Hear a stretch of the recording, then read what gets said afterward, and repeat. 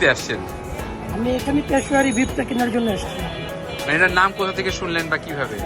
এটা মূলত ইউটিউব দেখে আমার ছেলে পাকিস্তানিরা কিনতে দেখছে, বাংলাদেশে এখানে পাওয়া যায় আমি জানতে পারছি, সে কারণে আর কি এখানে আসা। আমি একটু খাইছি, আমার কাছে ভালো লাগছে, সে কারণে আমি বাচ্চাকে কিনতে আসি। আপনি কি এর আগে কখনো এটা ট্রাই করেছিলেন? হ্যাঁ, ট্রাই করেছি। এবং সেটা এখন এখানে কিনতে আসছেন? জি জি জি।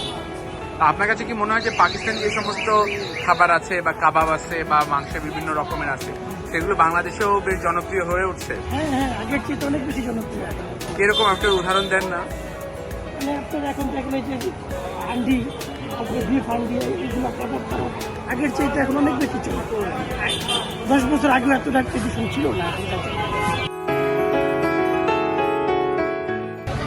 কি কি কাবাব আছে? চিকেন বিসি কাবাব, হ্যাঁ, চিকেন স্পাইসি বড়ি কাবাব, চিকেন আফগানি কাবাব, চিকেন রেশমি কাবাব, চিকেন হারিয়ালি কাবাব, চিকেন টিক্কা, পক মুরগি, চিকেন তান্দুরি, মিক্সি, সবচেয়ে বেশি খাই কোনটা? সবই চলে। এখন সবই চলে। মানে সবচেয়ে বেশি কোন আইটেমটা বেশি সেল হয়? এখানে আছে আবার চিকেন চাপ আছে, বিসিটা চলে বেশি, হ্যাঁ? শিক কাবাব চলে বেশি। শিক কাবাবের ভিতরে শিক কাবাব কোনটা? এটা? এই পাশে তো বেশি। ওইটা?